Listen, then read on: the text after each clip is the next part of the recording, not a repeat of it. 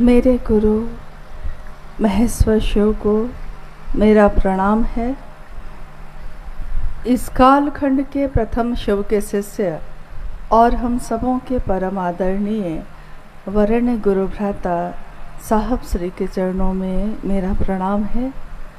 शक्ति स्वरूपा माँ नीलमानंद जी के चरणों में मेरा प्रणाम है और चंडीगढ़ के इस मैदान में उपस्थित आप सभी गुरु भाई गुरु बहन के चरणों में मेरा प्रणाम है।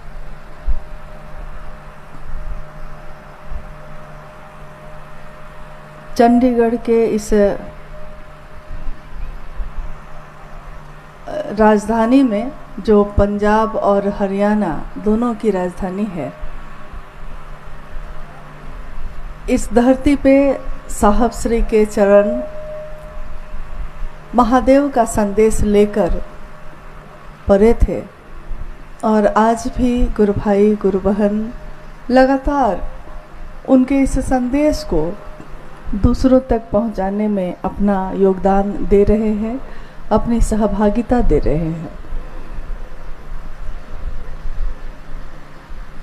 माँ चंडी का ये स्थान, ये शहर नाम से ही स्पष्ट है, चंडीगढ़ यानी कि चंडी का किला। चंडी मतलब कौन? शिव की शक्ति। शिव अपनी शक्तियों से जाने जाते हैं। शिव खुद कुछ नहीं करते, उनकी शक्तियाँ उनका प्रकटीकरण है। शिव की शक्तियाँ ही सब कुछ संचालित करती हैं। शिव की इच्छा और उसकी इच्छा का प्रतिफल है ये दुनिया। इस दुनिया में कण कण में शिव हैं और इसका संचालन उनकी शक्तियाँ करती हैं। चंडीगढ़ का ये स्थान भी, चंडी का गढ़ भी, चंडी का ये किला भी उनके नाम से स्थापित है। स्वाभाविक है, नाम यानी जिसकी संगत आप लीजिएगा, आपका हमारा स्वभाव भी उसी के जैसा होने लगता है। शास्त्रों ने कहा कि कलयुग एक ऐसा युग होगा जिसमें महेश्वर और चंडी की पूजा होगी। कलयुग यानी ये युग जिसमें हम और आप आज रह रहे हैं। कभी सतयुग भी आया, कभी द्वापर भी आया, कभी त्रेता युग भी आया और आज कलयुग चल रहा है। इस युग में यानी इस पूरे संपूर्ण युग में क्या होगा? जब ये युग आया भी नहीं था, उसी समय हमारे देश के ऋषि मुनियों ने जो भविष्यवाणी की थी इस युग के लिए, उसके आधार पर लिखा गया था कि कलौ और चंडी, महादेव और चंडी की पूजा सर्वाधिक होगी। एक ऐसा युग होगा वो जिस युग में लोग धर्म से विमुख हो जाएंगे, पाप और अनाचार का बोलबाला होगा। गुरु और शिष्य की परंपरा भी जाती रहेगी और शिव पुराण में यह उल्लेखित है कि तब दुनिया के लोगों के सामने, संसार में सबके सामने एक ही विकल्प बचेगा। लिखा हुआ है उसके आगे, नमः शिवाय। नमः शिवाय यानी शिव को प्रणाम। शिव के सिवा कोई भी अब बचाने वाला नहीं होगा। शिव के सिवा कोई दूसरा विकल्प नहीं होगा। विकल्प तब होता है जब 4-5 सत्ता सामने हो, लेकिन जब एक ही सत्ता सामने हो और कोई नहीं हो, जब तिनके का भी सहारा नहीं हो, तब आपके सामने कोई उपाय नहीं है। सिर्फ शिव की शिष्यता ही एकमात्र उपाय। साहब के कार्यक्रमों में जिसमें वो अक्सर गए हैं, आपने देखा होगा ये पंक्तियाँ बैनर पर लिखी रहती थीं। जगत गुरु शिव की शिष्यता एकमात्र उपाय। साहब ने उस समय जब शिव को गुरु माना था, न शास्त्रों को पढ़ा था, न पुराणों को पढ़ा था, न उपनिषद और ग्रंथों को पढ़ा था। उन्होंने तो दुनिया को पढ़ा था और ये समझ लिया था कि शिव ज्ञान देते हैं तो शास्त्र आरेखित होते हैं। शिव का ज्ञान किसी में उतरता है तो किताबें लिख दी जाती हैं। अगर कोई शास्त्र का जानकार है, शास्त्र को पढ़ने वाला है, जिसने संस्कृत के सभी श्लोकों को रट लिया, याद कर लिया है, जो लगातार बोलता है संस्कृत के श्लोक को, लेकिन आत्मविद नहीं हो पाया, ये उन्होंने बाद में लिखा भी कि शास्त्रों को पढ़ के, किताबों को पढ़ के या ग्रंथों का अध्ययन करके आप शास्त्रविद तो हो सकते हैं, लेकिन आत्मविद नहीं हो सकते। मंत्रों का, लाखों मंत्रों का जप करके आप मंत्रविद तो हो सकते हैं, मंत्र के ज्ञाता तो हो सकते हैं, लेकिन उस मंत्र के चैतन्य से आपका मिलन नहीं हो सकता। आप मंत्रविद हो सकते हैं, आत्मा की चेतना पे आपका मिलाप उससे नहीं हो सकता। मिलने के लिए तो दिल से मिला जाता है, ये रास्ता तो दिल का है, इसमें इन चीज़ों का क्या काम। एक कार्यक्रम चल रहा था रांची में, उस समय एक कार्यशाला में साहब श्री ने कहा, जब एक गुरु भाई की जिज्ञासा आई कि मन क्या होता है, अवचेतन क्या होता है, चेतन क्या होता है, तो साहब श्री ने कहा, मैं समझा तो सकता हूँ आपको, सब कुछ समझा सकता हूँ, लेकिन मेरे एक प्रश्न का उत्तर दीजिए कि गुरु चाहिए कि ज्ञान चाहिए। तो गुरु भाई लोग जितने उपस्थित थे तो सबने कहा कि गुरु चाहिए। साहब ने फिर से पूछा, गुरु चाहिए कि ज्ञान चाहिए? फिर सबने कहा गुरु चाहिए। साहब ने कहा, गुरु जब मिल जाते हैं तो प्रेम होता है, और प्रेम में जब ज्ञान आता है तो वो विवेकपूर्ण होता है, उसका परिणाम सुंदर होता है। सिर्फ ज्ञान ले लिया है और प्रेम का रास्ता नहीं जानते हैं तो ये ज्ञान एक दिन विध्वंसकारी भी साबित होती है। लेकिन उस ज्ञान में अगर विवेक है, उस ज्ञान में अगर प्रेम भी है, तो ये प्रेमपूर्ण ज्ञान आपकी यात्रा को, आपके रास्ते को एक मंजिल तक पहुंचाएगी। अभी भाई, जो गुरु भाई अभी भजन गा रहे थे, जब देश आज़ाद हुआ था उस समय ये गीत गाए जाते थे। देश की आज़ादी के बाद, सन 1947 के बाद, सन 1948 में साहब श्री का जन्म हुआ सिवान के अमलोरी नामक ग्राम में। एक तरफ देश आज़ाद हुआ शारीरिक रूप से, शरीर से, और एक तरफ एक ऐसे बालक का जन्म जिसने आने वाले समय में, कालांतर में, लोगों की मानसिक गुलामी से उनको आज़ादी दिलाई। मानसिक गुलामी बहुत बड़ी गुलामी होती है। शरीर स्वतंत्र हो सकता है, लेकिन मन अगर स्वतंत्र ना हुआ तो जीवन जीने की कला हम नहीं सीख पाते। शिव की पूजा तो प्राचीन समय से होती आई, अनेक रूपों में होती आई है। शिव के ऐसे रूप जो लगभग सब जगहों पे पूजित हुए, उसमें महाकाल का उनका रूप, महाभैरव का, महायोगेश्वर का, महाकपालेश्वर का, निहंगी और चिता का भस्म लपेटे कपालेश्वर का, और प्रेमी और गृहस्थों के साकार आदर्श उमा के पति का भी। शिव की पूजा वैद्यनाथ के रूप में भी होती रही, वैद्यों के भी जो नाथ हैं वैद्यनाथ, उनके रूप में भी होती रही, जन जन में होती रही। विश्व का कोई देश ऐसा नहीं रहा जब प्राचीन समय में जहाँ शिव की पूजा न होती हो।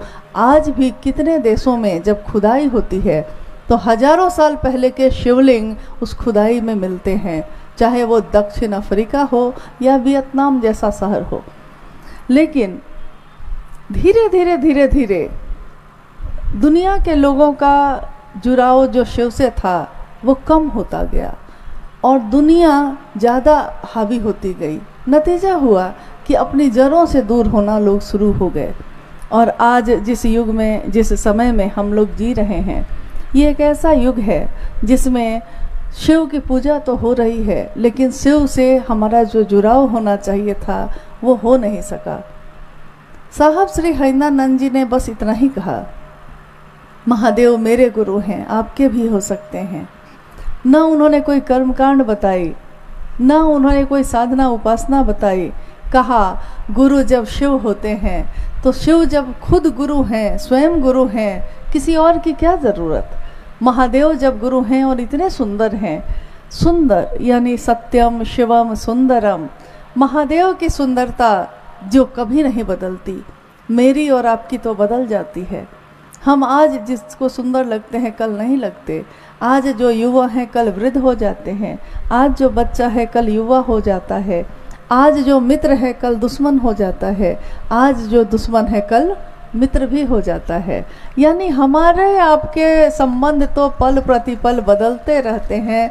मौसम भी इतना नहीं बदलता जितना आज इंसान बदलने लगा। नहीं, इतने रंग बदलते हैं। क्या कभी सुना है कि महादेव का सत्य बदल गया? महादेव की सुंदरता बदल गई। एक ऐसी सुंदरता जिसका क्षय नहीं होता कभी, एक ऐसा सत्य जो कभी नहीं बदलता, हमेशा जो था, है और रहेगा भी। महादेव से साहब श्री ने वैसे महादेव से हमको आपको मिलवाया। ये गुरु भाई जो पंक्ति गा रहे थे, जब देश आज़ाद हुआ था तो उसी के तर्ज पे ये गीत अभी बज रहा था। इंसाफ की डगर पे बच्चों दिखाओ चल के, ये देश है तुम्हारा, नेता तुम ही हो कल के। ये गीत बजते थे उस समय जब देश आज़ाद हुआ था, क्योंकि देश को आज़ादी मिली थी लाखों लोगों के जीवन की आहुति देकर। एक स्वतंत्र देश में, एक आज़ाद देश में आज हम आप जी रहे हैं, लेकिन आज जो जी रहे हैं उन लोगों के कारण जी रहे हैं जिन्होंने अपने प्राण न्यौछावर किए भारत की इस भूमि पे। तब हम आप आज आज़ाद देश में जी रहे हैं। मानसिक गुलामी से स्वतंत्रता 1948 में जन्मे उस बालक ने जब आने वाले समय में लोगों को इससे स्वतंत्र कराया, तो इस स्वतंत्रता, ये भी एक स्वतंत्रता की लड़ाई ही तो है। संकीर्णताओं से जकड़े हुए समाज को, संकीर्णता से जकड़े हुए जगत को महादेव से मिलवा देना। और शिव समस्त संकीर्णताओं से मुक्ति की राह दिखाते हैं। हर संकीर्णता, हर बंधन को तोड़ते हैं। जंजीर चाहे सोने की हो, जंजीर चाहे लोहे की हो, जंजीर तो जंजीर ही होती है। तो साहब श्री ने महादेव के उस स्वरूप से हमको आपको मिलवाया जो इन सारे बंधनों को तोड़कर मुक्त करते हैं। आज भारत ही नहीं, कितने देशों में महादेव के गुरु स्वरूप की बात हो रही है। हर व्यक्ति परमात्मा पथ का पथिक हो सकता है। हर इंसान, हर जीव शिव का शिष्य हो सकता है। ये बात तो हमारे आपके अंदर पहले थी ही नहीं। किसी ने ये कहा ही नहीं, किसी ने ये चाहा ही नहीं कि हम आप भी आगे बढ़ें। कोई नहीं चाह रहा था। ये सब चाहते थे कि मैं आगे बढ़ूं, लेकिन ये कोई नहीं चाहता था कि सब आगे बढ़े, सब उस रास्ते पे चले। ये रास्ता जो उस समय बना भी नहीं था, अध्यात्म का ये रास्ता जो किसी ने किसी के लिए बनाया ही नहीं। खुद तो बनाया, खुद गया, लेकिन दूसरों के लिए वो रास्ता छोड़ा नहीं। कहते हैं ना, सीढ़ियों से छत पे तो चले गए और सीढ़ियों को फिर से छत पे खींच लिया ताकि कोई दूसरा चढ़ ही नहीं सके। लेकिन साहब श्री ने अपने जीवन को सीढ़ी बनाया सबके लिए। तब आज हम और आप शिव की उस छत पे जाके खड़े होके आज़ाद मन से, मन में जो आता है सो कहते हैं, लेकिन हम भूल जाते हैं कि जिसके कारण ये आए हैं, बात तो उसी की करनी होगी, बात तो उन्हीं की होगी। ये डगर जो शिव की है, ये डगर जो हरिंद्र की बनाई हुई है, इस डगर को बनाने में उनके इस शरीर ने, उनके इस मन ने, तन मन और धन तीनों से रिश्ते निभाए जाते हैं। तीनों से जो रिश्ते उन्होंने निभाए होंगे उसमें बहुत कुछ हुआ तो होगा, क्या क्या ना हुआ होगा। कितने लोगों ने देखा होगा, नहीं देखा होगा। आज जब हमारे लिए रास्ता बन गया और हम उस रास्ते पे चलने लगे, तो देखने में आता है कि कोई अपने मन से जो मन हो वो करता है, कोई कुछ करता है, कोई कुछ करता है। साहब के डगर पे तो चलेंगे। साहब ने एक बार कहा, देखिए अभी मुझको वो बात याद आई कि जगह जगह से खबर आने शुरू हुई उस समय, ऐसा हो रहा है, ऐसा हो रहा है। साहब ने कहा कि आज इस आकाश में सब अपना अपना हेलीकॉप्टर उड़ा रहा है, कोई हवाई जहाज़ उड़ा रहा है, कोई हेलीकॉप्टर उड़ा रहा है। एरोड्रम एक जगह होती है, इस एरोड्रम को बनाने में मैंने और नीलम ने क्या क्या ना सहा, और जब एरोड्रम बन गया है तो सब अपना अपना जहाज़ उड़ा रहा है, लेकिन ये भूल गया है कि अगर एरोड्रम का रास्ता भूल जाएगा तो उतरेगा कहाँ? उड़ तो जाएगा आकाश में, उतरेगा कहाँ? कुछ दिन के कर्मफल हैं आपके, आपको उड़ने में मदद तो कर देंगे, लेकिन जब उतरना चाहिएगा तो वो जगह ही नहीं बचेगी। इसलिए उन्होंने बार बार सभी लोगों से ये अनुनय किया और अनुरोध भी किया, ऋणी भी हुए उन समस्त लोगों के लिए जिन्होंने अपने गुरु के काम में उनकी मदद की। ये वो लोग थे जो निर्बल थे, जिनके पास निर्बल सामर्थ्य था, न बहुत बड़े लोग थे, न बहुत बड़ी संपत्ति थी, न बहुत सुविधा थी, लेकिन अपने निर्बल सामर्थ्य में उन्होंने महादेव का काम आगे बढ़ाया, साहब श्री का साथ दिया। साहब कहते हैं, मैं ऋणी हूँ उन सभी शिव शिष्यों के लिए भी जिन्होंने मेरे गुरु शिव के काम में ईमानदारी पूर्वक अपना साथ दिया है, अपना सहयोग दिया है। और मैं शिव का शिष्य हरिंद्रानंद अवनत हूँ उन समस्त शिव शिष्यों के लिए जिन्होंने मेरे कहे अनुसार इस रास्ते पे आगे बढ़ने का काम किया है, दूसरों को शिव से जोड़ा है।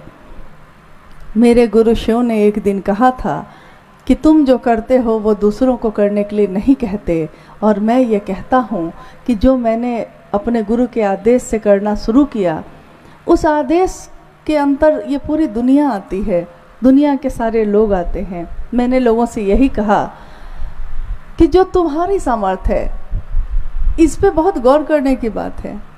उन्होंने, साहब ने कहा कि जो आपकी सामर्थ्य है, जो हमारी सामर्थ्य है, उस सामर्थ्य में हमने महादेव के लिए क्या किया, ये मेरी निजी बात है, ये मेरे गुरु और मेरे शिष्यता की बात है। हम रहते भीड़ में हैं, लेकिन हर आदमी की अपनी यात्रा है, सबके साथ चलते हैं, सबके साथ रहते हैं, लेकिन यात्रा तो अपनी अपनी सबकी नितांत व्यक्तिगत है, सबकी अपनी है। यानी हमने कितना रास्ता तय किया है। अगर मंजिल पता हो और रास्ता भी बना हुआ हो, बस चलना है, सही रास्ते पे चल रहे हैं तो मंजिल तो मिलेगी ही मिलेगी। हम में से अनेक गुरु भाई गुरु बहन जिन्होंने 20 साल पहले शिव को गुरु बनाया होगा, 30 साल पहले बनाया होगा, कोई अभी अभी बना होगा, यानी समय का अंतराल हो सकता है। कोई 2 महीने का शिव शिष्य होगा, कोई 5 साल का होगा, कोई 10 साल, 20 साल, कोई 30 साल का भी है।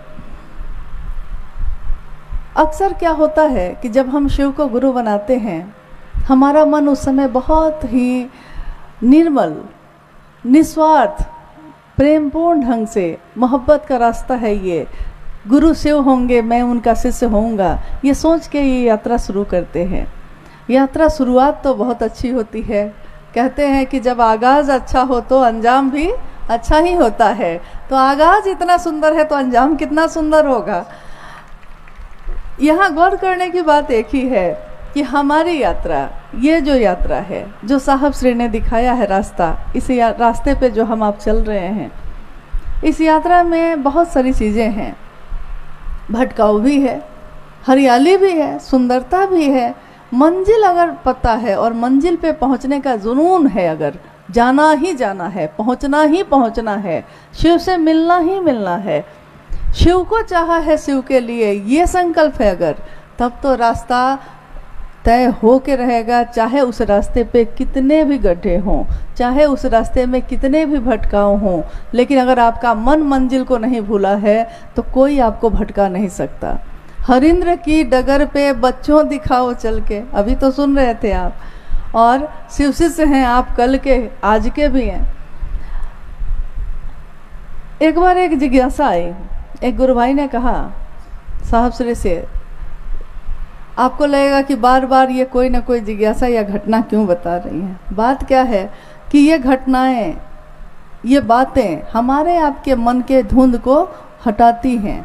जो उत्तर साहब ने दिया है वो हमारे मन को बहुत साफ करता है, क्योंकि लोगों ने तो बड़ी बड़ी बातें बताई, इतनी भारी चीज़ बताई कि हमारे आपके समझ में ही नहीं आई, लेकिन साहब श्री ने छोटे छोटे उदाहरण और बातों से हमारे मन के बड़ी बड़ी समस्याओं को सुलझा दिया।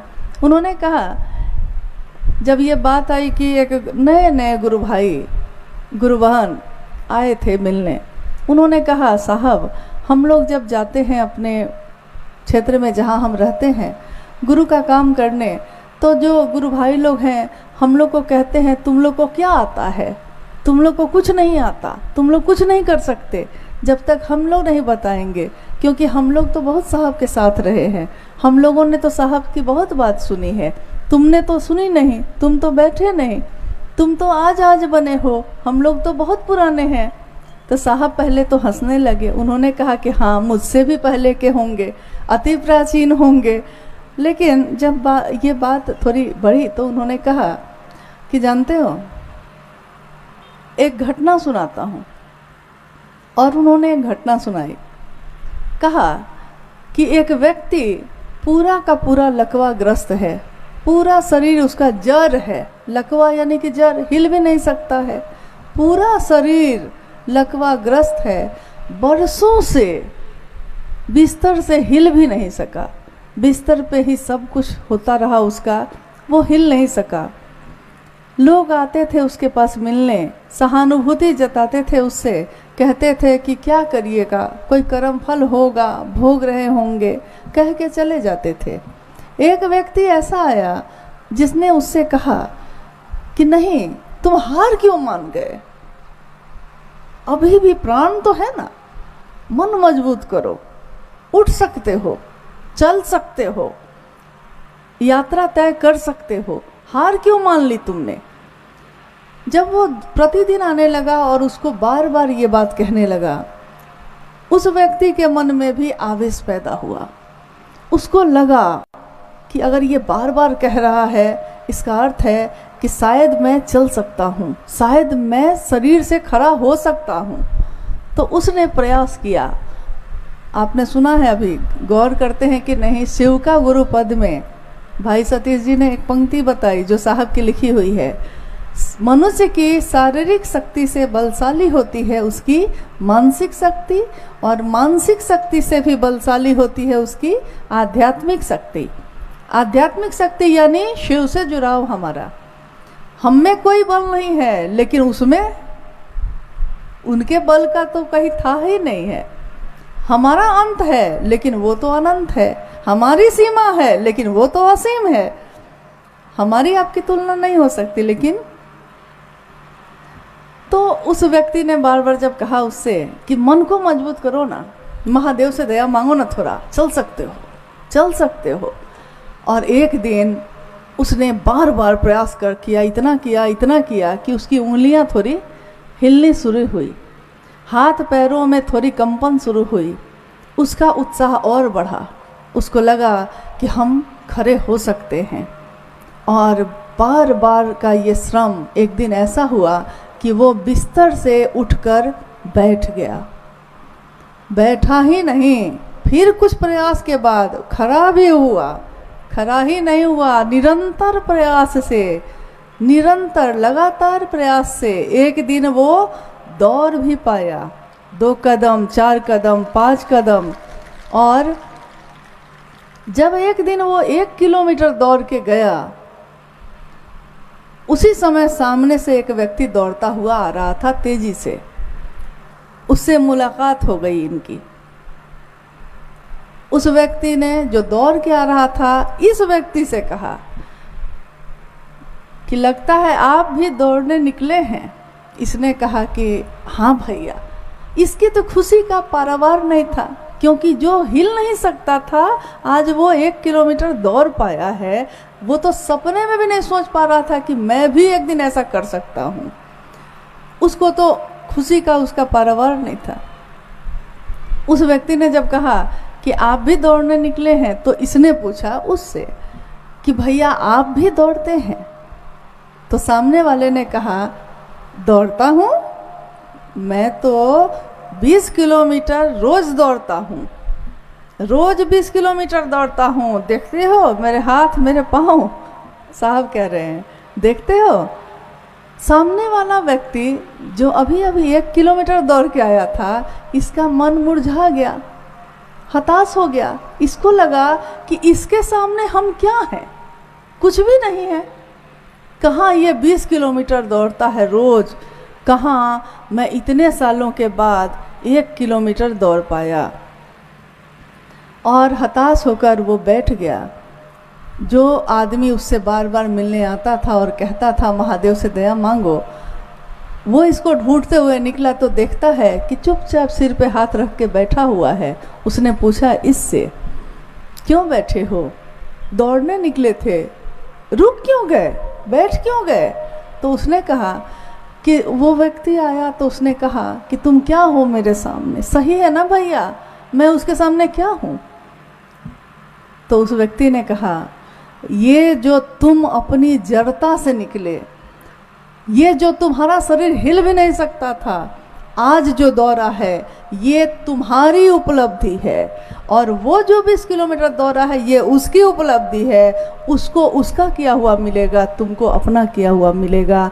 तुम्हारी जड़ता से तुम निकले हो। आज अगर कोई 1 महीना या 2 महीना का गुरु भाई है तो वो उस जड़ता से निकला जिसमें वो जकड़ा हुआ था। हम सभी गुरु भाई गुरु बहनों को उसका उत्साह और बढ़ाना चाहिए। उसको ये कह के हताश नहीं करना चाहिए कि तुम कुछ नहीं जानते, क्योंकि महादेव किसको खड़ा करके क्या काम करवाएंगे ये हम लोग नहीं जानते। वो किसके द्वारा क्या करवा लेंगे कोई नहीं जानता। उनके साहब के माता पिता भी नहीं जानते थे कि मेरा ही पुत्र महादेव के द्वारा चुन लिया जाएगा। उनके माता पिता कहाँ जानते थे? तो कौन जानता है कि किसके अंदर से वो साहब हरिंद्र क्या बोल रहे हैं और क्या समझाना चाहते हैं। रास्ता उनका है, चलना हमको आपको सबको है, लेकिन एक दूसरे का सम्मान करिए, एक दूसरे का हम लोग उत्साह बढ़ाएं, मदद करें। समीक्षा तो सब करते हैं बैठ के, ये अच्छा हुआ ये खराब हुआ, मदद कोई नहीं करता। और जो मदद करता है वो तो बोलता भी नहीं। अगर साहब हरिंद्रानंद जी ये कहते कि ये दुनिया तो मेरी है, दुनिया ये दुनिया हरिंदर की दुनिया, एक हरिंदर निहाल सारी दुनिया, तो ये दुनिया तो महादेव की है, ये दुनिया तो साहब हरिंद्रानंद की है। लेकिन हमारा आपका मन पकड़ लेता है कि मेरा है, मैंने किया तो मेरा है। महादेव के काम को बढ़ाने के लिए कर्ता मन का होना तो सही है, अच्छा है। कर्ता मन खड़ा रहेगा तब ना हम कुछ करेंगे, और अगर हम कुछ करेंगे नहीं तो महादेव की दया नहीं होगी। जो साहब ने कहा कि पहला सूत्र दया मांगना है, लेकिन ये दया मिलती कब है? जब आप गुरु आदेशित कर्म करते हैं। कर्म करिएगा तब ना दया होगी, कर्म किया ही नहीं है, कह देते हैं कि महादेव दया करेंगे तब ना होगा, तो ऐसा नहीं होता। कुछ तो करिए, विश्वास हो या ना हो, महादेव के लिए कुछ जो भी आप कर सकते हैं करिए। चंडीगढ़ के इस शहर में साहब श्री के साथ 2017 में आने का सौभाग्य मिला था। यहीं से हम लोग हिमाचल में पहली बार, हिमाचल का भी कार्यक्रम बद्धी में हुआ था और यहाँ से हम लोग उस तरफ बढ़े थे। आज जब से कल जब आए हम लोग यहाँ, तब से हर पल वो सारे दृश्य आँखों के सामने गुजर रहे हैं। लोग समझते हैं हम लोग उनको भूल जाते हैं। जिसको महादेव के काम से मतलब होगा वो किसी को नहीं भूलता। हमारे दुबे भाई यहाँ बैठे हैं तो उन्होंने नीचे कहा कि मैं दुबे जो हूँ, तो मैंने कहा हम पहचानते हैं आपको। कैसे पहचानते हैं? कभी बात तो किए नहीं। क्योंकि जब मेरे साहब आए यहाँ तो इन्होंने फूलों का गुच्छा देकर उनका स्वागत किया, इन्होंने उनको भोजन कराया है। तो मैं इनको नहीं भूल सकती, ये मुझको भूल सकते हैं। जिसने साहब के कहे हुए काम को किया है, इतना भर भी अगर किया है, एक गिलास पानी लेकर भी अगर वो खड़ा रहा है, दीदी नीलम आनंद के छाया के तले जो चला है, कोई शिव का शिष्य उन व्यक्तियों को नहीं भूलता, कभी नहीं भूलता। महादेव के काम में किसी ने अगर किसी के लिए कुछ किया है तो एहसान मानना शिव शिष्यों की तो ये पहचान है कि जो एहसान माने, जो अपने गुरु की दया का अनुभव करे और महादेव की दया के आश्रय दूसरों को भी चलने के लिए प्रेरित करे। आज का ये शिवगुरु महोत्सव, हालांकि गर्मी का समय है ये, और फिर भी यहाँ के गुरु भाई गुरु बहनों के बहुत आग्रह पे हम लोगों ने कहा कि ठीक है, लोगों को कष्ट तो होगी, लेकिन देखिए हमारे सामान्य भावाचरण, कष्ट तो हुआ, गर्मी है, धूप है, लेकिन हमारा आपका सामान्य भावाचरण जगत के लिए अनुकरणीय है। एक जो व्यक्ति शिव शिष्य भी नहीं है, लेकिन अभी जब आए थे वो थोड़ी देर पहले, तो उन्होंने कितनी सुंदर बात कही। कहा कि मैंने अपनी पत्नी से कहा कि शिव महिमा में जाना है, तो मेरी पत्नी ने कहा कि शाम के समय न होगा। मैंने कहा कि नहीं अभी जाना है, तो उसने कहा कि आज तो वर्किंग डे है, यानी कि काम करने का दिन है, तो आज थोड़े ही लोग आएंगे, लेकिन देखिए आप लोग कितने लोग हैं।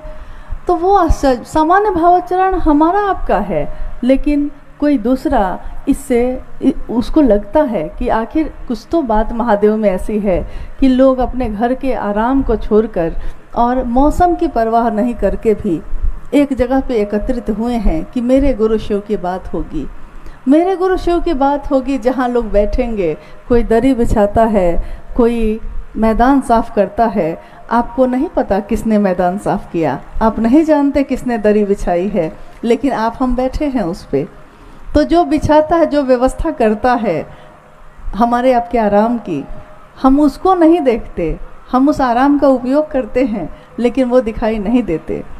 लाखों गुरु भाई गुरु बहन जो महादेव के काम में साहब दीदी के साथ चलते रहे, वो नींव के पत्थर की तरह उस नींव में उनकी ईंटें लगती रहीं, जिसकी इमारत आज दिखाई देती है।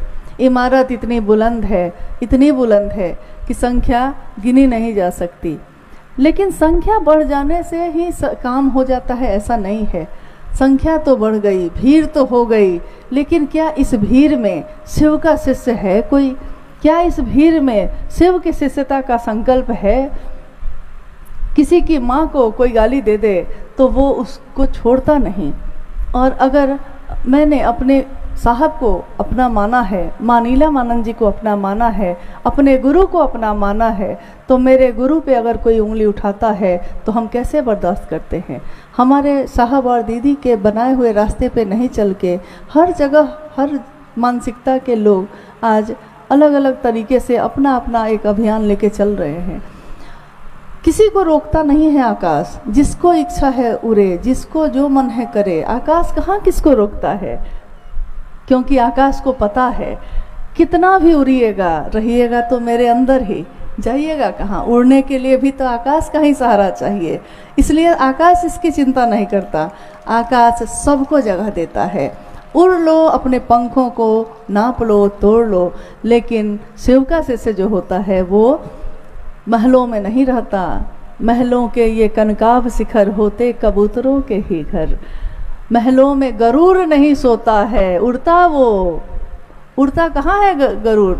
उड़ता वो वारी प्रपातों में पानी पीता है, वारी प्रपातों से उड़ता वो झंझावातों में और रहता है चट्टानों पे, उसको कोई फर्क नहीं पड़ता। महादेव के शिष्य भी जो होते हैं वो अपने आचरण से, अपने सामान्य भावाचरण से जगत को ये दिखाते हैं कि महादेव का संकल्प लेकर बढ़े हैं तो महादेव की ही स्थापना करेंगे। इस काम में अपनी सहभागिता, अपना सहयोग देंगे। बाकी दुनिया में क्या हो रहा है अपने गुरु शिव की दया के आश्रय पे छोड़ दीजिए। छोड़ देना एक बहुत बड़ी सजा होती है, चित्त से उतार देना भी बहुत बड़ी सजा होती है। महादेव के दायरे से बाहर निकल जाना भी बहुत बड़ी सजा होती है। आप अलग से प्रयास क्यों करेंगे? किसी के लिए कुछ नहीं करने की ज़रूरत है। सब कोई अपने महादेव के काम में हम लोग अच्छे तरीके से चलें, लोगों को उत्साहित करें।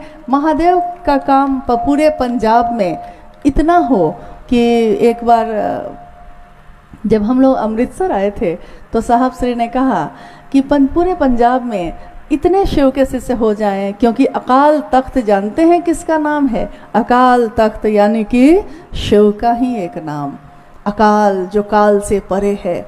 और जब पंजाब में इतना महादेव का काम बढ़ जाए तो पंजाब पूरे राज्य स्तर का एक कार्यक्रम करना है अमृतसर में। उस दिन उन्होंने कहा था, कभी जो मन में होता है एक दिन वो मूर्त होता है। कभी चंडीगढ़ में महादेव का काम बढ़े किसी ने सोचा होगा, लेकिन सोचने के बाद, इच्छा के बाद ज्ञान लिया, ज्ञान के बाद क्रिया की है, तो आज चंडीगढ़ में गुरु भाई गुरु बहन यहाँ उपस्थित है। पूरे प्रांत में महादेव की बात बहुत तीव्र गति से चल रही है, चलती रहेगी। आप हम जितना भर कर सकते हैं करेंगे, जितना करेंगे ये मेरा अपने गुरु के लिए किया हुआ है, आप भी जितना करेंगे आपका अपने गुरु के लिए किया हुआ है। इसके सिवा हम अपने गुरु को और क्या दे सकते हैं? उस गुरु को जो शरीर ही नहीं है, महादेव को न कपड़े चाहिए, न गहने चाहिए, न चढ़ावा चाहिए, न नाच गान चाहिए।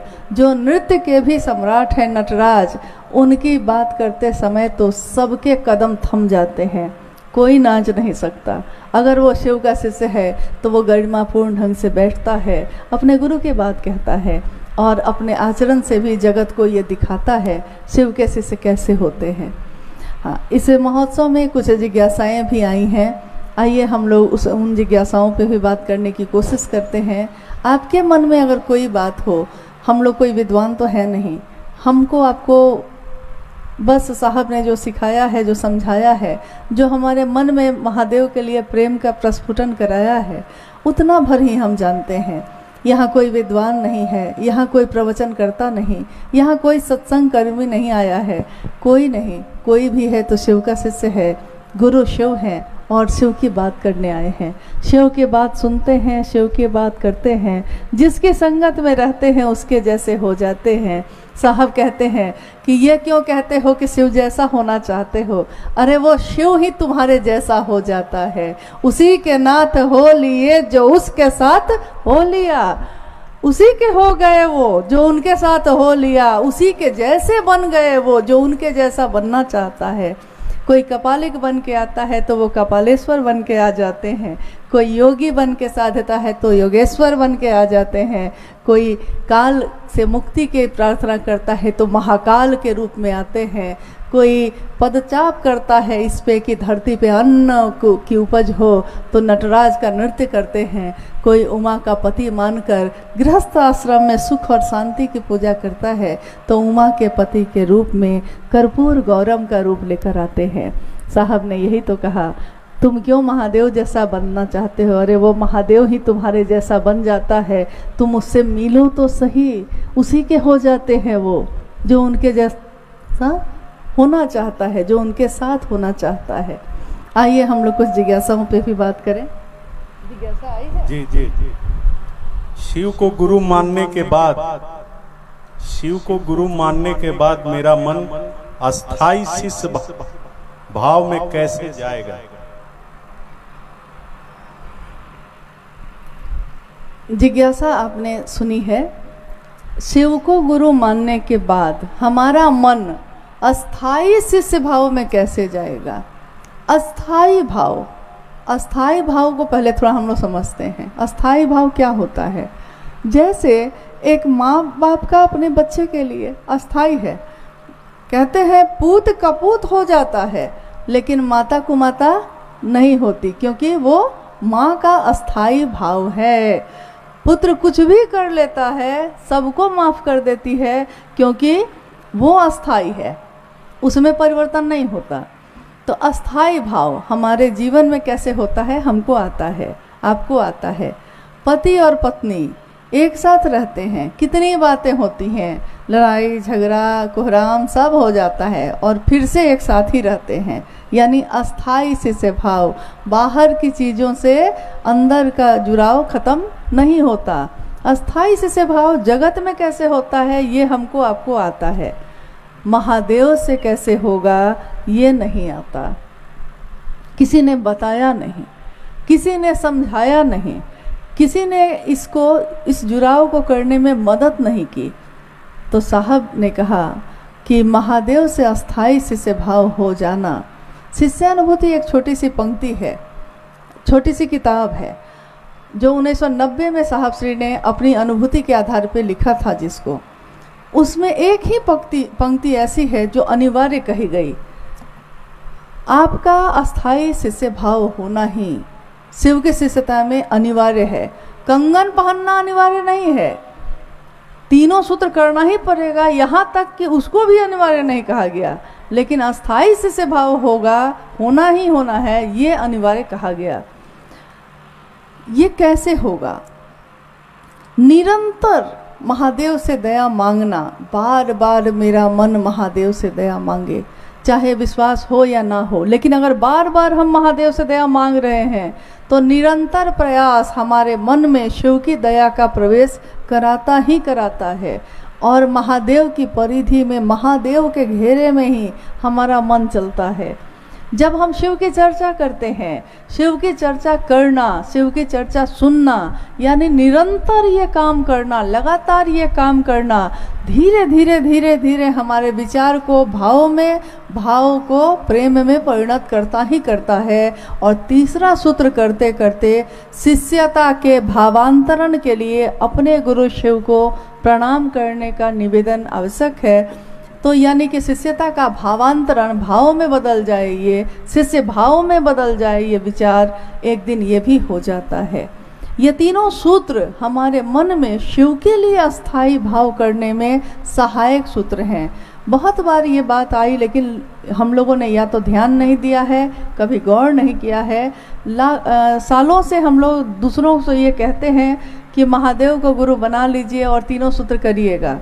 लोग कहते हैं कि 3 सूत्र किस लिए करना है, तो हम लोग कहते हैं उनको कि मदद करेगा, ये महादेव को गुरु बनाने में सहायक क्रिया है।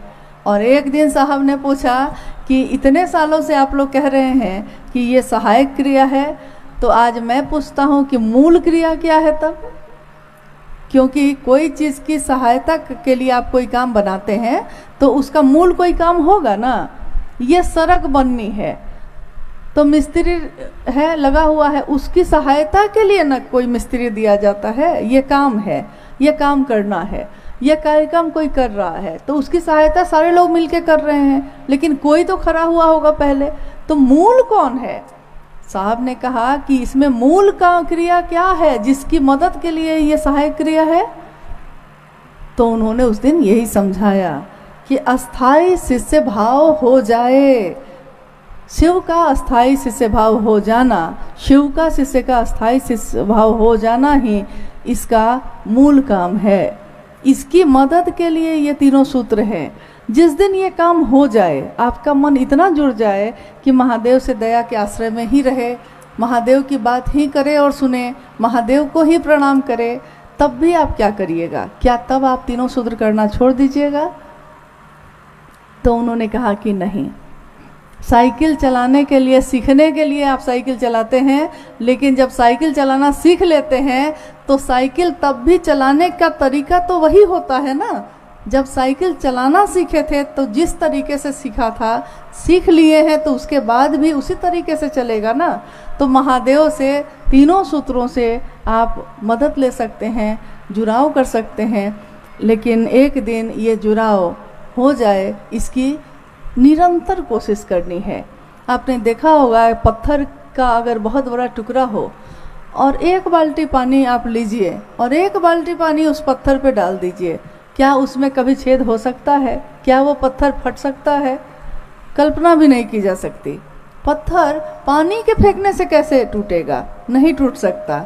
लेकिन आपने ये देखा होगा कभी कभी चापाकल या नल, उसके नीचे कोई पत्थर रख दीजिए और उसमें एक एक बूंद को लगातार गिरने दीजिए, बस एक बूंद पानी की अपनी कोई औकात नहीं, कोई बिसात नहीं, लेकिन निरंतर अगर वो एक एक बूंद पानी पत्थर पे गिरता रह गया लगातार, तो क्या होता है?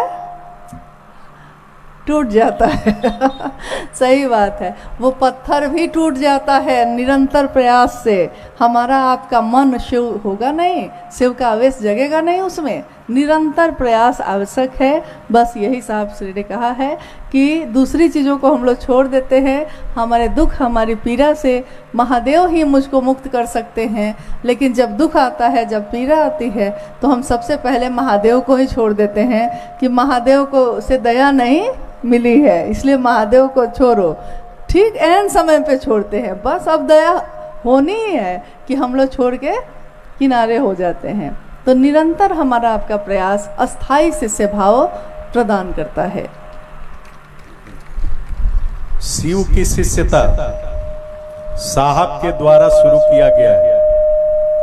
साहब के जुड़े बिना शिव शिष्य बन सकते हैं? गर्मी भी लग रही है? नहीं, लग तो रही ही है, बोल नहीं रहे हैं। जिज्ञासा है कि शिव का शिष्य होने के लिए शिव शिष्य साहब हरिंद्रानंद जी से जुड़े बिना हो सकते हैं कि नहीं? यही ना? यही है ना? शिव शिष्य हरिंद्रानंद जी से जुड़े बिना, यानी उनसे मिले बिना महादेव का शिष्य हम हो सकते हैं कि नहीं? हो सकते हैं। क्यों नहीं हो सकते हैं? क्योंकि पहले तो लोग हुए हैं ना। अभी तो आपने सुना कि ग्रंथों में 112 शिष्यों प्रशिष्यों का जिक्र मिलता है। उसके बाद भी बहुत शिव शिष्य हुए होंगे, लिखा नहीं गया होगा, लेकिन हुए तो होंगे। किसी के बारे में आपने सुना क्या कि उसके विचार में, उनकी सोच में इतनी ताकत हो कि करोड़ों लोग उस सोच पे चलने लगे? शिव के शिष्य तो पहले भी हुए ना। यानी शिव शिष्य तो आप हो सकते हैं। उसके लिए आपको साहब हरिंद्रानंद जी से जुड़ाव रखना कोई ज़रूरी नहीं है। लेकिन अगर आपकी ये चाहत है कि मैं भी शिव शिष्य बनूं और दूसरे भी शिव शिष्य बने, वसुधैव कुटुंबकम, जिसका उदार चित्त हो, जो सबका भला चाहता हो, अपनी यात्रा भी तय करना चाहता है, दूसरों की यात्रा में पत्थर जो पड़े हैं उसको भी हटाना चाहता है, चलते तो सब हैं, तब वैसे लोगों के लिए तो उनसे जुड़ाव रखना ही होगा। क्योंकि उनके सिवा किसी ने ये नहीं चाहा है कि शिव मेरे आपके भी गुरु हो जाएं। और जो शिव का शिष्य होगा वो कृतज्ञ होता है, कृतज्ञ तो हो ही नहीं सकता। ये मेरे शब्द नहीं हैं, ये शब्द हैं साहब हरिंद्रानंद जी के। जो कृतज्ञ होता है वो शिव का शिष्य हो ही नहीं सकता, और जो शिव का शिष्य होता है वो झुकता है सबके आगे।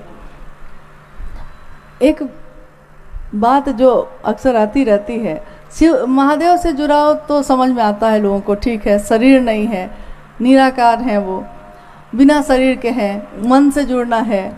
साहब शरीर में आए, फिर शरीर से गए, तो शरीर का आना और शरीर का जाना, यानी यहाँ भी मामला निराकार का ही है। जुड़ाव, शिव के शिष्य से जुड़ाव हम क्यों करें? इस जगत में शिव के शिष्यता का जो व्यापक आज व्यापकता है, विस्तार है, वो न मैंने किया है, न आपने किया है, वो साहब और दीदी ने किया है। कोई शिव का शिष्य अगर होगा तो जब भी शिव शिष्यता की बात चलेगी, कहते हैं जब हुस्न की बात चलेगी तो तेरा नाम होगा। जब शिव शिष्यता की बात चलेगी तो साहब हरिंद्रानंद जी का नाम होगा ही होगा, क्योंकि जिसने जोड़ा है, जिसने तरीका बताया है, इतना कृतज्ञ तो कोई नहीं हो सकता। आज तक महादेव तो थे ही, हम भी थे। महादेव से कैसे मिला जाता है ये किसी ने नहीं बताया था, रास्ता ही नहीं था चलने का। हर व्यक्ति चल सकता है ये किसी ने नहीं बताया। लोग जंगल और पहाड़ में साधना उपासना के लिए जाते रहे, किसी के स्पर्श से शिव का अनुभव करते रहे, मंत्रों के लाखों जपों में महादेव को पाते रहे। और हमने महादेव को पाया है अपने गृहस्थ आश्रम के उतार और चढ़ाव में, अपने बच्चों के शोर के बीच भी, रोटी बेलते हुए भी, खेत में काम करते हुए भी, कंपनी और फैक्ट्री में खटते हुए भी महादेव को पाया है हमने। तो किसके कारण पाया है? हमने कोई साधना नहीं की, हमने कोई उपासना नहीं की, हमने किसी मंत्र का जप नहीं किया। साहब ने जो शिव का मंत्र आया, शिव का प्राण मंत्र जो उनकी सांसों पे चढ़ा और उतरा, बस जो उन्होंने पाया वो सब दे दिया। जो पाया है वो दे दिया है। हीरा मोती तो लोग चुनते ही रह जाते हैं, और महादेव का जो नाम का हीरा मोती गली गली में मिल रहा है, उसको लेने वाला कौन है? ले ले ले कोई लेने वाला, आवाज़ लगाऊं गली गली, हर गली में आवाज़ लगाने वाले लोग हैं। लेने वाला लेता है, मिलने वाला महादेव से मिलता है। तब भी हमारा दायित्व है कि हम लगातार ये कोशिश करें कि हम इस काम को कर सकें। शिव शिष्यता के जनक इस कालखंड के साहब हरिंद्रानंद जी, उनका नाम, उनका शिष्य का भाव जो इस जगत पे उतरा है, जैसे ही ये नाम आता है, जैसे ही उनके शिष्य भाव की बात आती है, सारे लोगों की नज़र और उनके सर झुक जाते हैं। क्या साहब ने ज़बरदस्ती झुकाया है किसी का सर? क्या साहब ने ज़बरदस्ती ये कहा कि हाँ मुझको प्रणाम करो? क्योंकि परंपरा तो है कि जो आपको रास्ता दिखाता है आपको उसको प्रणाम करना ही होगा। लेकिन साहब श्री ने तो आपसे हमसे ये भी नहीं चाहा कि आप उनको प्रणाम भी करें। अरे कोई महादेव का भजन छोड़ के अगर साहब का भजन करने लगता था, वो उस पर भी नाराज़ होते थे और कहते कि मैंने तो शिव की स्थापना के लिए भेजा था, मेरा नाम क्यों लेने लगे? जो इतना है, जो आसमां के जैसा बैठा है, मैंने अभी तो कहा आसमां किसी को नहीं रोकता, वो तो सर झुकाए बैठा है। हमें ही हो ना सका उसके कद का अंदाज़ा, वो तो आसमां है मगर सर झुकाए बैठा है। और हम आप कुछ नहीं हैं तो उड़े चले जा रहे हैं, सबके ऊपर हमको कब्जा कर लेना है, सोचे चले जा रहे हैं। लेकिन याद रखिएगा, ये मनसा किसी की सफल नहीं होगी। ये इतने अभी तक के जीवन में मैंने जो अनुभव किया है, जैसे ही मूल धारा से हटते हैं हम, हमारे चिथड़े उड़ जाते हैं। कोई दूसरा आपके लिए कुछ नहीं करता, कोई किसी का अहित क्यों सोचेगा? लेकिन महादेव की शिष्यता की मूल धारा, उसके साथ स्वयं शिव के शिष्य साहब हरिंद्रानंद जी की ऊर्जा चल रही है, वो स्वयं चल रहे हैं। आप किसी और का साथ छोड़ते हैं तो कोई दिक्कत नहीं है, मेरा छोड़ दीजिए, उनका छोड़ दीजिए, क्या फ़र्क पड़ेगा? हम लोग तो ऐसे भी एक दूसरे का साथ छोड़ते रहते हैं, पकड़ते रहते हैं, कोई फ़र्क नहीं पड़ता। लेकिन जिसके कारण शिव गुरु हुए हैं उनका साथ छोड़िएगा तब तो बहुत दिक्कत होगी।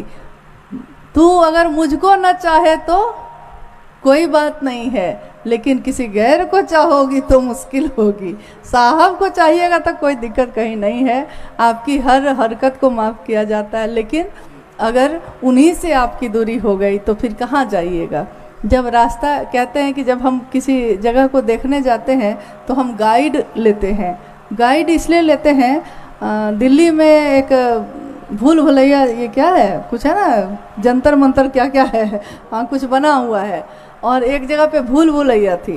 तो लोगों ने कहा कि ये भूल भुलैया जो है, इसमें अगर गाइड नहीं जाएगा तो रास्ता, सारे रास्ते एक जैसे ही लग रहे हैं, बहुत भ्रम की स्थिति हो जाती है। सब रास्ते तो एक जैसे ही लग रहे हैं, सब जगह तो महादेव की ही बात हो रही है, नहीं तो सब जगह तो रास्ते एक जैसे ही लग रहे हैं। सही रास्ता कौन सा है, जब तक मार्गदर्शक ना हो पता ही नहीं चलता है, नहीं तो उसी में भटकते रह जाते हैं। शिव शिष्यता के मार्गदर्शक तो स्वयं शिव ही हैं, लेकिन उन तक पहुंचाने वाले तो साहब श्री ही हैं, और तो कोई नहीं है। जब शिव शिष्यता का रास्ता नहीं बना था तब तो उन्होंने बनाया। जब तीनों सूत्रों का निरूपण नहीं था उसको उन्होंने, सही में देखिए कितने आश्चर्य की बात है, महादेव गुरु हैं बताने वाले वही, तीन सूत्रों का निरूपण करने वाले वही, रास्ता शिव शिष्यता का बनाने वाले वही, हमारे आपके दिलों में महादेव को जिंदा करने वाले वही, शिव तुम जागो कहने वाले वही। और देखिए उन्हीं को छोड़कर अलग होने के या उन्हीं के साथ नहीं चलने की मनसा कैसे आपके कर्म को कैसे आपके स्वकर्म उस तरफ खींच लेते हैं। महादेव की दया की बारिश है, जो वो चाहेंगे वही होगा। हम लोग बस इतना ही कह सकते हैं कि हमारी आपकी अनुभूति तो यही है कि उनको छोड़ के चला नहीं जा सकता, एक कदम भी नहीं चल सकिएगा, क्योंकि उनके तत्व को हमने आपने जाना ही नहीं है। हम में से कोई ये कह सकता है कि उन्होंने कहा कि महादेव से मिलो, मुझसे मिलने क्यों आते हो? कोई सज्जन आदमी ये कहता है क्या कि मुझसे मिलने आइए? कोई सज्जन व्यक्ति ये कहेगा कि हमको प्रणाम करिए? ये तो हमारा आपका शिष्टाचार होता है कि हम किसके आगे सर झुकाते हैं, किसको प्रणाम करते हैं। वो तो महादेव से मिलवा के अपने आप को पीछे कर रहे हैं, लेकिन जिसने महादेव से मिलवा दिया, महादेव से मिल लिए तो मतलब निकल गया, तो पहचानते नहीं, वो जा रहे हैं ऐसे जैसे जानते नहीं। मतलब निकल गया तो पहचानते नहीं। अरे भाई ऐसा थोड़ी होता है, फिर ज़रूरत पड़ेगी, क्योंकि हर जगह मील के पत्थर के रूप में तो वही है। मैं हूँ सजनी मील का पत्थर, अंक पढ़ो चुपचाप पधारो, मत आरोपो अपनेपन को, मत मुझ पर देवत्व उतारो। ये कहने वाले साहब ये कह रहे हैं कि मैं तो मील का पत्थर हूँ ना, मुझसे क्या जुड़ते हो? चलो ना तुम रास्ते पे आगे बढ़ो, मुझको देवता मानने लगते हो, मुझ पे अपनापन जताने लगते हो। मंजिल उधर है, रास्ता बना हुआ है, चलिए ना आप, क्यों मुझसे बार बार जुड़ते हैं? वो ये कह रहे हैं। लेकिन मील का पत्थर अगर जगह जगह आपको हमको नहीं मिलता रहे तो हम रास्ता ही भटक जाते हैं, हमको पता ही नहीं चलता कि सही रास्ते पे जा भी रहे हैं कि नहीं। कालका से चंडीगढ़ आने का रास्ता यहाँ से यहाँ तक है, और जगह जगह लिखा है यहाँ से Chandigarh 50 kilometre, 49 kilometre, 48 kilometre, 45 kilometre, अब 20 किलोमीटर। और जब चंडीगढ़ पहुँच गए थे तो 0 किलोमीटर लिखा हुआ भी मिला होगा। चंडीगढ़ अब 0 किलोमीटर, यहाँ भी वही मिल रहे हैं। कहाँ कहाँ छोड़िएगा उनको हर जगह तो वही मिल रहे हैं, वही चला रहे हैं। नहीं, उनको छोड़ के तो नहीं चला जा सकता, हमारी आपकी अनुभूति है ये। और कहिए। एक सवाल और। हाँ ठीक है, एक जिज्ञासा और है, उस पर भी हम लोग बात कर लें। शिव शिष्यता की शिखर की तलहटी में संपूर्ण संकीर्णताएं तिरोहित हो जाता है, कैसे? ये शिष्यानुभूति की पंक्ति है। शिष्यानुभूति 1990 में लिखी गई साहब श्री के द्वारा। ये तो आपको जानकारी होगी, सबको को जानकारी है ना इस बात की। उसी पुस्तक की एक पंक्ति है, शिव भाव के शिखर की तलहटी में ही समस्त संकीर्णताएं तिरोहित हो जाती हैं। शिव भाव का शिखर, यानी अगर शिव का भाव जो है, गुरु का भाव, जीव को बंधन मुक्त कर कर शिव करने की जो प्रक्रिया है महादेव की, उसको कहते हैं गुरु भाव, दया भाव, जिसमें वो जीव को बंधन से मुक्त करते हैं, जगत का आवेश न्यून करते हैं और शिव का आवेश अत्यधिक कर देते हैं। वो गुरु भाव।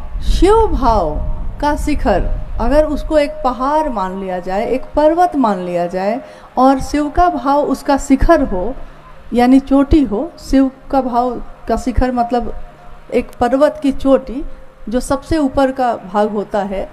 शिव भाव के शिखर की तलहटी में ही, नीचे ही, तलहटी यानी घाटी में ही, अभी तो पहाड़ के नज़दीक भी नहीं गए हैं, अभी पहाड़ के नज़दीक हो रहे हैं, तलहटी में ही समस्त संकीर्णताएं तिरोहित हो जाती हैं। यानी तलहटी में ही है अभी तो पहाड़ चढ़ना भी शुरू नहीं किया, और शिव भाव का तो शिखर बहुत ऊपर है अभी। लेकिन तभी हमारे मन की सारी संकीर्णताएं तिरोहित हो जाती हैं, यानी सारे बंधन खुलते चले जाते हैं, टूटते चले जाते हैं। बंधन इस धरती पे क्या क्या है? बंधन जाति का, धर्म का, पुरुष का, स्त्री का, कोई काला है, कोई गोरा है, कोई सुंदर है, कोई कुरूप है, कोई अमीर है, कोई गरीब है, हर तरह की संकीर्णता, कोई दोस्त है, कोई दुश्मन है, किसी में जलन है, किसी में पीड़ा है, हर तरह की संकीर्णता। लेकिन जैसे ही मूल उद्देश्य पे हमारा ध्यान जाता है, हम अपनी पीड़ा, अपने दुख को भी भूल जाते हैं। हम दूसरों के यात्रा की समीक्षा करना भी भूल जाते हैं। हम ये देखना भी भूल जाते हैं कि कौन किस जाति, किस धर्म का है। क्योंकि गुरु और शिष्य परंपरा में जाति और धर्म का कोई मतलब ही नहीं होता, जहाँ शिव गुरु हों। समस्त संकीर्णताएं वही खत्म हो जाती हैं। पिछले 2 साल पहले जब हम लोग एक बार एक यात्रा में आए थे जालंधर और लुधियाना और पंचकुला, तो जब नाभा से हम लोग पंचकुला के लिए बढ़े, नाभा में गर्मी थी पूरी, और जब पंचकुला के पास पहुँचे तो पहुँचने से पहले ही ठंड लगनी शुरू हो गई। पहाड़ तो नहीं है वहाँ, पहाड़ तो वहाँ से बहुत दूर है, हिमाचल और बढ़िएगा तब है, लेकिन ठंड हमको पंचकुला में ही लगने लगी। अभी तो दूर है, तलहटी है वो ना, तलहटी में ही ठंड लगने लगी। तो जब शरीर को बर्फ का एहसास इतनी दूर से हो जाता है, शिव भाव की परिधि में भी सिर्फ हम आ जाएं तो शिव का ही दर्शन नहीं होता है। कहाँ शिव का दर्शन नहीं होता है? हर जगह। और जब शिव का दर्शन होता है तो सारी संकीर्णताएं तो अपने आप खत्म होंगी, रोशनी आएगी, सारे अंधेरे खत्म हो जाते हैं।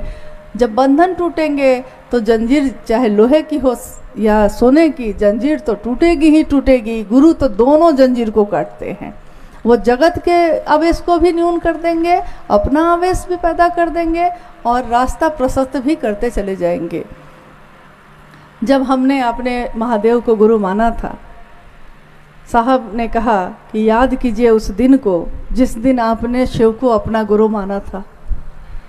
कितने अच्छे मन से माना था, कितनी अच्छी सोच से माना था। सोचा था कि महादेव मेरे गुरु हैं, मैं उनका शिष्य बनूंगा। और आज देखिए 2, 4, 5 वर्ष क्या बीते, मोहब्बत तिजारत में बदल गई। तिजारत का अर्थ होता है व्यापार, मोहब्बत का अर्थ होता है जिसमें जान भी दे देता है आदमी। दिल दिया है जान भी देंगे, दिल दिया है तो जान भी देंगे। ऐ साहब तेरे लिए, क्योंकि तुमने महादेव से मिलवाया है। हम आपके सामने जितना भी झुके फिर भी कम होगा, क्योंकि आपने कभी झुकाया नहीं है। आपने तो सर उठा के चलना सिखाया है। आपने कहाँ कहा कि हाँ तुम गुट बना लेना, कहाँ कहा था कि तुम अलग अलग झंडा उठा लेना। उन्होंने तो साफ कहा था। लोगों ने जब उनसे पूछा था कि क्या शिव शिष्यता में भी ऐसा होगा, क्या शिव शिष्यता में भी ऐसा होगा कि जब शरीर नहीं रहेगा तो लोग 2 भाग, 3 भाग, 5 भाग में बट जाएंगे। और साहब श्री ने कहा उस दिन, जो उन्होंने बरसों पहले कहा है वो हो के रहा है, चाहे हम माने या ना माने वो हो के रहेगा। उन्होंने उस दिन कहा था शिव के शिष्यता में पहले ही लोग बटेंगे, लेकिन एक दिन धीरे धीरे धीरे धीरे उनके सारे बंधन खत्म होते चले जाएंगे और वो सब के सब शिव शिष्यता के राजमार्ग पर चलेंगे। और उसकी मंजिल एक शिव है, उसके सिवा कोई नहीं। यहाँ गुरु शिव हैं, कोई नहीं, कोई वरीय नहीं, कोई उत्तराधिकारी नहीं, कोई वरिष्ठ नहीं, कोई बहुत बड़ा शिव शिष्य नहीं, कोई गुरु की पदवी पे नहीं बैठा है। गुरु शिव हैं, बाकी सब शिव के शिष्य हैं। रास्ता राजमार्ग का है शिव शिष्यता का, और मंजिल है भगवान शिव स्वयं। तो बनना है तो शिव बने, रहना है तो शिव रहिए, और जीना है तो शिव की तरह जीना सीखिए, जो सबको देता है और भूल जाता है। अगर वो याद करने लगे क्या क्या दिया है तो। आज का ये शिव गुरु महोत्सव हम लोग बहुत कृतज्ञ हैं, बहुत आभारी हैं कि आपने सही में चंडीगढ़ जैसे शहर में वर्किंग डे यानी काम वाले दिन समय निकाल लिया है, छुट्टी ले ली है। क्योंकि ये तो ज़बरदस्ती किसी से, प्रेम एक ऐसी चीज़ है नहीं ली जा सकती जब तक दिल में पैदा ना हो। महादेव की दया से महादेव का काम बढ़ता रहेगा, आने वाले लोग और बेहतर करेंगे और सुंदर शिव की बात लोगों को सुनाएंगे, आगे बढ़ाएंगे। हम और आप क्या होंगे, हमसे भी खूबसूरत लोग आएंगे, बोलने वाले, सुनाने वाले, आवेश पैदा करने वाले, महादेव की खूबसूरती दिखाने वाले। हम चाहते हैं हम सब मिलके उस रास्ते पे चलें। और अगर कोई संकीर्णता है तो महादेव का ध्यान करिए। अगर कोई पीड़ा है, कोई दुख है, किसी से तकलीफ है तो उस व्यक्ति को छोड़ दीजिए, लेकिन महादेव के तरफ चलना तो लगातार जारी रखिए। रही बात साहब और दीदी की, साहब और दीदी के ध्यान के बिना शिव का ध्यान हो नहीं पाता, और शिव का ध्यान होता है तो वो दोनों साथ में ही दिखते हैं, क्योंकि हर पल वो महादेव के ही काम में लगे हैं। आज भी शरीर में रहें तब भी, आज शरीर में नहीं है तब भी, मात्र उनकी आशीर्वाद, उनकी दया से ही हम चल पा रहे हैं। शिव शिष्यता की ये बगिया, इसके सारे फूल हमेशा खिलते रहें, कितनी कलियां इसमें निकलती रहेंगी, सुगंधित होकर दूसरों को भी सुगंध फैलाती रहे, इसी की कामना करती हूँ। और अपने गुरु महादेव से, अपने साहब दीदी से यही दया मांगती हूँ कि मैं खुद भी शिव का शिष्य बन सकूं, और जो भी मिल सके उनके मन में शिव का आवेश पैदा कर सकूं। महादेव की दुनिया है, उन्हीं की इच्छा से चलती है, लेकिन महादेव की ये दुनिया शिवमय हो जाए, सुखमय हो जाए। विश्व वाटिका शिव की शिष्यता से सुगंधित और पल्लवित पुष्पित हो, यही साहब की कामना है, यही साहब दीदी का सपना भी है। तो इस सपने को पूरा करने में आइए हम सब अपना योगदान दें, जो दे सकते हैं। हम अपने घर के पूजा घर को सुंदर से सुंदर बनाते हैं, हम अपने मन के उस स्थल को, मेरा मन ही जहाँ शिव रहते हैं, उस मन को सुंदर विचारों से ही सजाएं। सुंदरता और सफाई हर जगह जरूरी है, सिर्फ घर में नहीं, फिर सिर्फ मोहल्ले और मैदान में नहीं, हमारे आपके मन में भी। तो मेरा एक ही निवेदन है कि अगर हमारे आपके मन में कोई भी अगर कचरा है, कोई भी गंदगी किसी ने डाल दी है, तो हम अपने घर में नहीं रखते उस गंदगी को, उसको जाकर कूड़ेदान में रखाते हैं।